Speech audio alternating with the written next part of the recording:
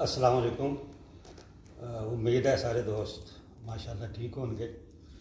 अपनी नज़म दे पंजाबी गज़ल दे कुछ शेर पेश करना चाह रहे हैं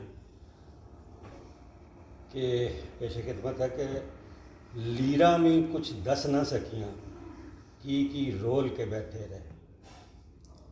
लीरा में कुछ दस ना सकियां की रोल के बैठे रहे।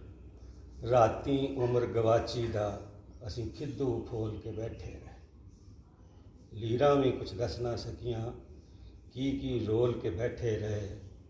राती उम्र गवाची दा असीं खिद्दू फोल के बैठे रहे।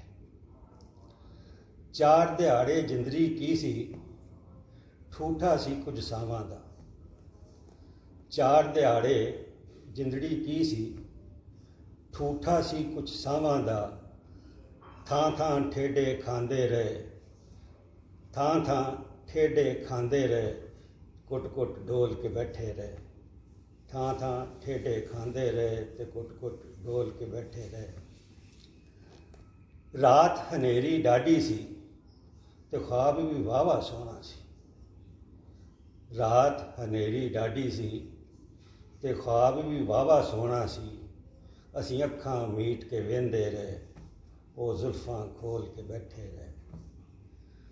खबरे डंडी मारा ने किंज सारी खलकत खिंच लई है। ए बड़े बड़े प्लाज़ियां ते शॉपिंग प्लाज़ियां ते रश वेख के ज़हन च आया सी कि खबरे डंडी मारा ने किंज सारी खलकत खिंच लई है। सखने सुंजे थड़ियां ते असीं पूरा तोल के बैठे रहे।